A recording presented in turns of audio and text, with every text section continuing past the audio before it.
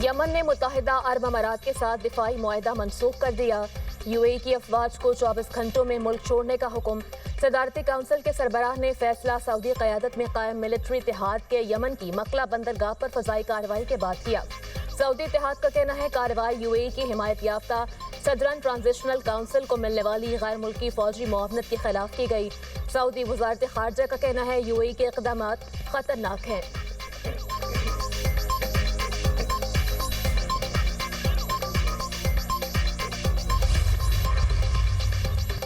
नायब वज़ीर-ए-आज़म इसहाक डार का सऊदी वज़ीर खारजा फैसल बिन फरहान से टेलीफोनिक रब्ता, खित्ते की सूरत हाल और हालिया पेशरफ पर तबादला ख्याल किया।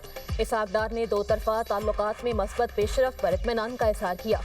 फैसल बिन फरहान ने दो तरफा ताल्लुकात को मज़ीद मजबूत और फ़रोग़ देने के अज़्म का इयादा किया। वज़ीर खारजा ने नए साल की आमद पर मुबारकबाद दी और नेक तमन्नाओं का इजहार किया।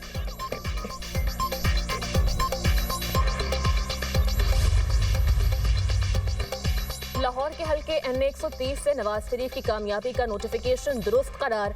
डॉक्टर यास्मीन राशिद की नवाज शरीफ के खिलाफ दरख्वास्त खारिज कर दी गई। इलेक्शन ट्रिब्यूनल के जज राना जाहिद महमूद ने फैसला सुनाया। डॉक्टर यास्मीन राशिद ने नवाज शरीफ की कामयाबी को चैलेंज किया था। अदालत ने डॉक्टर यास्मीन राशिद की दरख्वास्त तकनीकी बुनियादों पर खारिज की।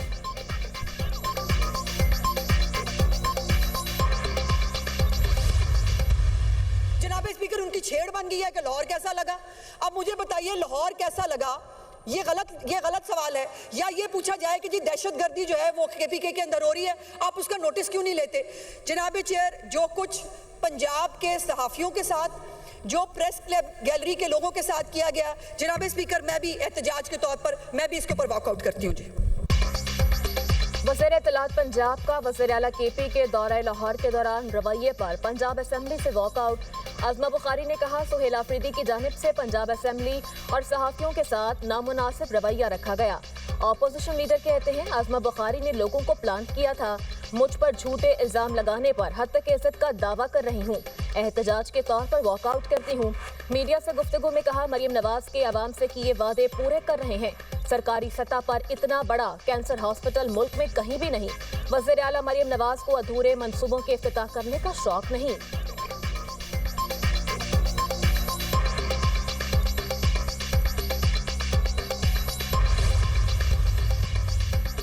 तहरीक अपनी जगह लेकिन मुज़ाकरात भी होने चाहिए।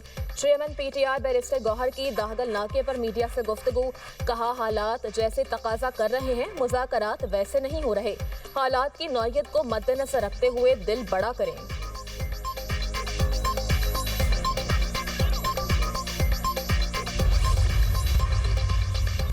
केपी में क़याम अमन अव्वलीन तरजीह, हर मुमकिन ताउन फराहम करेंगे।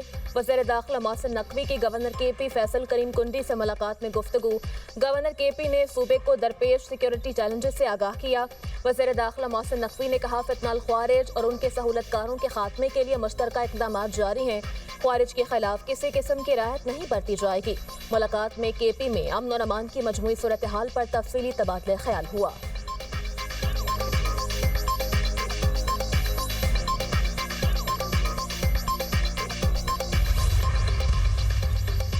वज़ीर आला पंजाब ने 30,000 ट्रैक्टर के साथ तारीख की सबसे बड़ी स्कीम का रिकॉर्ड कायम कर दिया। पहले फेज में 50 से 75 हॉर्स पावर के 10,000 ट्रैक्टर्स काश्तकारों को फराहम किए जा चुके। दूसरे फेज में 75 से 85 हॉर्स पावर के 10,000 ट्रैक्टर्स की क़ौरअंदाज़ी और फराहमी का अमल जारी। हर हाई हॉर्स पावर ट्रैक्टर पर हुकूमत 10 लाख रुपए सब्सिडी फराहम करेगी। वज़ीर आला पंजाब के मुताबिक तीसरा फेज जनवरी में शुरू होगा। मरियम नवाज ने कहा इक़दाम का मकसद पंजाब के काश्तकारों को मौशरी खुद मुख्तारी फराहम करना है। काश्तकार ट्रैक्टर के मालिक बनकर ज़राई खुद कफालत की जानिब बढ़ेंगे।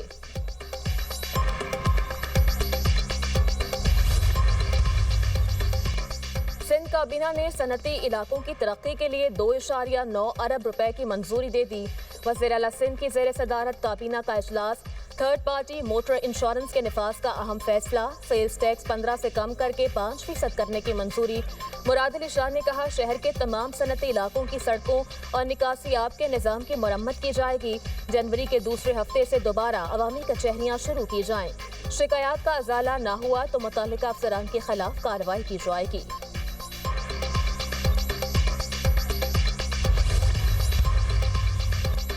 दहशतगर्द सोशल मीडिया पर लोगों को खुदकुश धमाकों की जानिब राग़िब करते हैं। बलूचिस्तान की बच्ची को गिरफ्तार नहीं किया गया बल्कि तहफ़्फ़ुज़ दिया गया है। मजहबी लोगों को जिहाद के नाम पर मुल्क के खिलाफ तैयार किया गया। सीनियर वजीर सिंध शजील मेमन कहते हैं कब्जा ग्रुप्स के साथ सख्ती से निपटा जाएगा। नई ईवी बसें पहुंच चुकी, अवाम को नए साल का तोहफा देंगे। ग्रीन लाइन और ऑरेंज लाइन में भी खवातीन के लिए अलग बसें चलाई जाएंगी। कल से डबल डेकर बसें शुरू करने जा रहे हैं।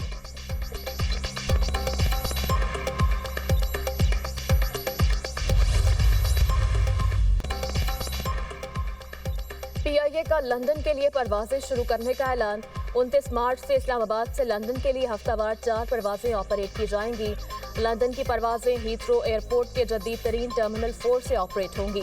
तर्जुमान PIA के मुताबिक परवाजें 6 साल के तवील वक्फे के बाद चलेंगी। लंदन PIA का सबसे पहला बैनुल-अक़वामी और इंतहाई पुरकशिश रूट है। PIA पहले ही मैनचेस्टर के लिए हफ्तावार 3 परवाजें ऑपरेट कर रही है।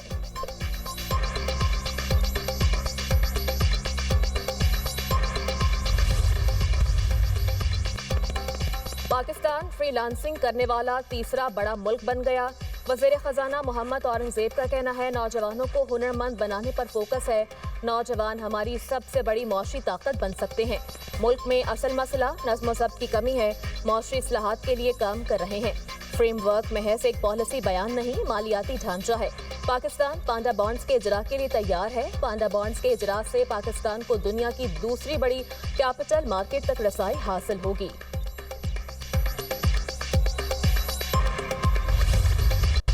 सदर मुमलिकत आसिफ अली जरदारी, वज़ीर आज़म शहबाज शरीफ और नायब वज़ीर आज़म का बेगम खालिदा ज़िया के इंतकाल पर गहरे दुख का इज़हार।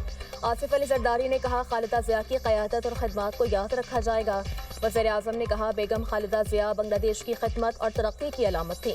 वो पाकिस्तान की मुखलिस दोस्त थी। गम की इस घड़ी में हुकूमत और पाकिस्तान के अवाम बांग्लादेशी भाइयों के साथ खड़े हैं।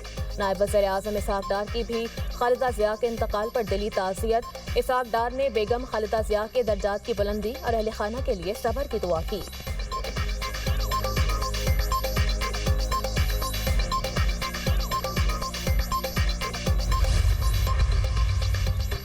पचासवीं chief of army staff polo and tent pegging championship 2025 Peshawar corps ने जीत ली।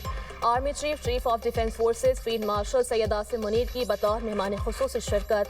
वज़ीर दाखिला मोहसिन नकवी और चीफ सेक्रेटरी पंजाब की भी शिरकत। ISPR के मुताबिक चैंपियनशिप में मजमूई तौर पर 8 टीमों ने शिरकत की। गुजरावाला कोर ने रनर अप पोजीशन हासिल की। मेहमान खुसूसी ने खिलाड़ियों में इनामात तकसीम किए। चैंपियनशिप पाक फौज की खेलों से वाबस्ता रिवायात और नज़्म व ज़ब्त की अक्कासी करती है।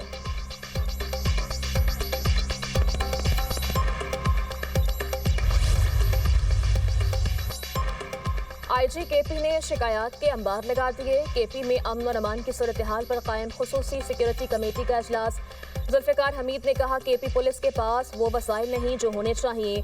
दहशतगर्द ड्रोन टेक्नोलॉजी का इस्तेमाल कर रहे हैं। इस टेक्नोलॉजी का इस्तेमाल रोकने के लिए पुलिस को वसाइल की ज़रूरत है। पुलिस इंफ्रास्ट्रक्चर को बेहतर बनाने पर काम करना होगा। पुलिस को माली मुश्किलात का सामना है। नफरी की भी शदीद कमी है।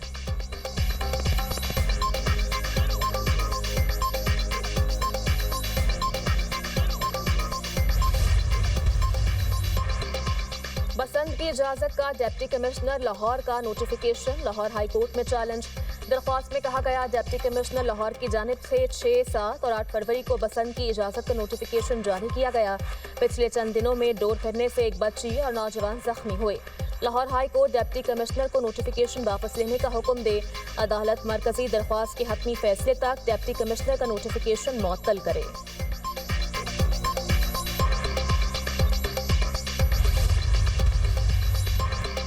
यूट्यूबर रजब भट्ट पर वकला के तशद्दुद का मुकदमा दर्ज। कराची के थाना सिटी कोर्ट में FIR दर्ज की गई। मुकदमे में कहा गया अपने मौक्किल रजब अली भट्ट के हमरा पेशी के लिए सिटी कोर्ट आए। एडवोकेट रियाज सोलंकी, फता चांदियो और दीगर वकला ने रजब भट्ट पर हमला किया। तशद्दुद से रजब भट्ट को शदीद चोटें आई। वकला को भी हिरासा किया गया। रजब भट्ट से बैग छीन लिया गया जो रियाज सोलंकी ने वापस किया। बैग वापस किया गया लेकिन उसमें मौजूद 3 लाख रुपए नहीं थे। रजब भट्ट को जान से मारने की धमकियां दी गई।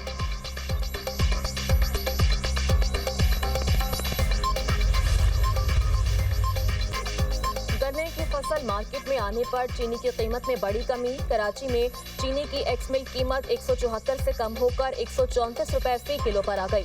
कराची में चीनी की होलसेल कीमत 136 रुपए किलो रिकॉर्ड। कराची के मार्केटों में फी किलो चीनी 143 से 145 रुपए में दस्तयाब। चीनी की कीमत में आइंदा दिनों में मजीद कमी भी मुतवक्के।